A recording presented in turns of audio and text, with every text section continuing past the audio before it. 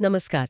आज हम भारत और अमेरिका के बीच जो व्यापार को लेकर माहौल गरमाया हुआ है, उस पर बात करेंगे। जी, अमेरिका ने भारतीय सामान पर 50% का भारी टैरिफ लगाया है। बिल्कुल। और इसकी एक वजह भारत का रूस से तेल खरीदना बताया जा रहा है। हाँ, तो आज हमारे पास जो जानकारी है, उससे हम यही समझने की कोशिश करेंगे कि इसका असर क्या हो रहा है, भारत क्या कर रहा है और इसके पीछे की मतलब पूरी कहानी क्या है। बिल्कुल, ये सिर्फ एक टैरिफ का मामला नहीं लग रहा, इसमें कई परतें दिख रही हैं। जैसे? जैसे व्यापार समझौते की बातचीत का रुकना, फिर वो रूस वाला एंगल और शायद थोड़ी घरेलू राजनीति भी। अच्छा, तो चलिए इसी 50% टैरिफ से शुरू करते हैं। ये 2 हिस्सों में है ना? जी हाँ, 25% तो है व्यापार समझौते में देरी के लिए, ऐसा कहा जा रहा है। और बाकी 25%? वो रूस से तेल खरीदने की सजा या पेनल्टी कह लीजिए।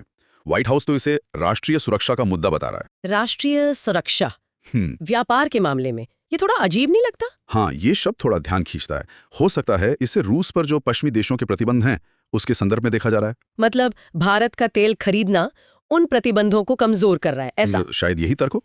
और देखिए, दिलचस्प बात यह है कि राष्ट्रपति ट्रंप ने तो साफ कह दिया है हाँ। कि जब तक ये टैरिफ विवाद सुलझ नहीं जाता, भारत से कोई व्यापार बातचीत नहीं होगी। अरे, तो वो जो अगस्त के आखिर में बात होनी थी उसका क्या? वो अब खटाई में पड़ गई है, समझिए, रुक गई है। एक पूर्व भारतीय राजनयिक हैं राकेश सूद। उनका एक बयान मैंने पढ़ा। हम्म। वो कह रहे थे कि ट्रंप को 2 चीजें पसंद है, टैरिफ और नोबेल शांति पुरस्कार। दिलचस्प बात है। शायद ये उसी से जुड़ा हो। लेकिन जमीनी हकीकत क्या है? मतलब असर दिख रहा है कुछ?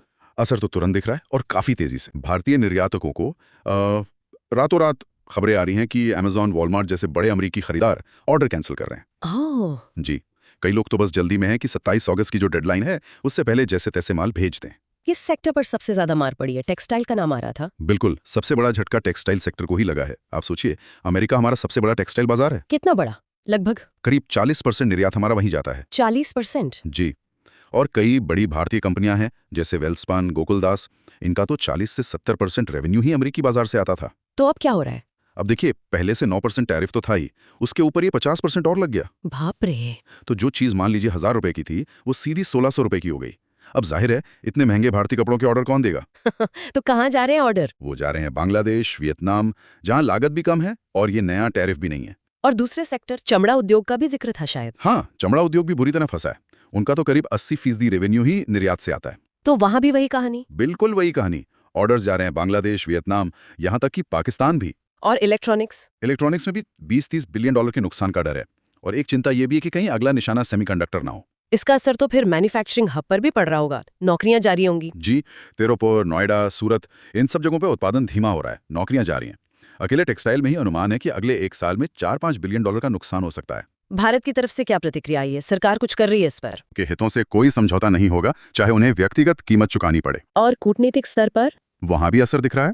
अमेरिका से हथियारों की खरीद की जो योजना थी, उसे रोक दिया गया है। अच्छा। जी, और रक्षा मंत्री का वॉशिंगटन द्वारा भी रद्द कर दिया गया है। और आर्थिक मोर्चे पर क्या हो रहा है? निर्यातकों के लिए कोई राहत पैकेज? सरकार एक आप कह सकते हैं त्रिआयामी रणनीति पर काम कर रही है। वो क्या है? एक तो निर्यातकों को फौरी राहत देना, जैसे टैक्स में छूट या कोई सब्सिडी। ठीक है। दूसरा, निर्यात के लिए नए बाजार ढूंढना, यूरोप, मध्य पूर्व, इन जगहों पर फोकस बढ़ाया जा रहा है। और तीसरा? तीसरा ये कि जो माल अब निर्यात नहीं हो पा रहा, उसे घरेलू बाजार में ही खपाने की कोशिश करना। लेकिन क्या ये नए बाजार या घरेलू मांग अमेरिकी बाजार के नुकसान की भरपाई कर पाएंगे इतनी जल्दी? ये बड़ा सवाल है, विशेषज्ञ भी इस पर बटे हुए हैं। एकदम से तो शायद मुश्किल हो। क्या ये रणनीति सिर्फ इस मुश्किल से निकलने की है या इसमें कोई लंबी सोच भी है, जैसे अमेरिका पे निर्भरता कम करना? ये दिलचस्प सवाल है। लगता तो है कि ये सिर्फ अभी की मुश्किल से निपटना नहीं है। शायद ये विवाद एक तरह से अमेरिका पर निर्भरता कम करने की सोच को और तेज कर गया है। अच्छा। और साथ ही ब्रिक्स जैसे जो गैर पश्चिमी समूह हैं, उनसे रिश्ते मजबूत करने पर भी जोर दिख रहा है। जैसे? प्रधानमंत्री ने ब्राजील के राष्ट्रपति लूला से बात की, आपको याद होगा। ब्राजील पर भी यही 50% टैरिफ लगाए। हाँ हाँ। और रूस के साथ भी रेयर अर्थ, एल्यूमिनियम जैसे कई नए क्षेत्रों में समझौते हुए हैं। एक बात और, ट्रंप तो कह रहे हैं कि पैसा अमेरिका आ रहा है, लेकिन क्या ये सच है? ये टैरिफ का बोझ असल में उठा कौन रहा है? बिल्कुल सही सवाल पूछा आपने। अर्थशास्त्र का तो सीधा नियम है कि टैरिफ का बोझ ज्यादातर उसी देश के व्यवसायों और आखिरकार वहां के उपभोक्ताओं पर पड़ता है जो सामान आयात कर रहा है। मतलब अमेरिकी बिजनेस और लोग ही? ज्यादातर वही। तो भले ही कहा जा रहा हो कि पैसा अमेरिका आ रहा है, लेकिन वो शायद अमेरिकी खरीदारों और कंपनियों की जेब से ही जा है। अमेरिका में भी इस पर कुछ कंफ्यूजन है क्या? जैसे चिप्स पर भी 100% टैरिफ की बात थी। हाँ, वहां भी भ्रम की स्थिति है। डर ये है कि इससे उत्पादन ताइवान से अमेरिका तो शिफ्ट होगा, लेकिन जो छोटी अमेरिकी कंपनियां, उनकी लागत बहुत बढ़ जाएगी। और दुनिया भर से इस पर क्या प्रतिक्रिया है? चीन वगैरह ने कुछ कहा? चीन ने तो इसे टैरिफ का दुरुपयोग कहा है, और अमेरिका के अंदर भी डेमोक्रेट्स चेतावनी दे रहे हैं कि इससे भारत अमेरिका संबंधों को नुकसान पहुंच सकता है। तो कुल मिलाकर स्थिति तो काफी उलझी हुई है। अमेरिका कह रहा है टैरिफ हटेगा तभी बात होगी, और भारत अपने हितों पर अड़ा है और दूसरे रास्ते तलाश रहा है। ये टकराव कहाँ जाकर रुकेगा ये देखना होगा। हाँ, और क्या ये दुनिया की सप्लाई चेन में कोई लंबा बदलाव लाएगा या फिर जल्दी कोई कूटनीतिक हल निकल आएगा, ये भी कहना मुश्किल है। बिल्कुल। और सोचते सोचते एक सवाल और मन में आता है जी। कि क्या ये जो व्यापारिक खींचतान है जो अभी इतनी तीखी लग रही है, ये भारत और अमेरिका के उन रणनीतिक रिश्तों पर भी कोई स्थायी असर डालेगी जिन्हें इतने सालों में बड़ी मेहनत से बनाया गया है, खासकर तब जब दुनिया इतनी तेजी से बदल रही है। इस पर शायद हमें आगे भी नजर रखनी होगी।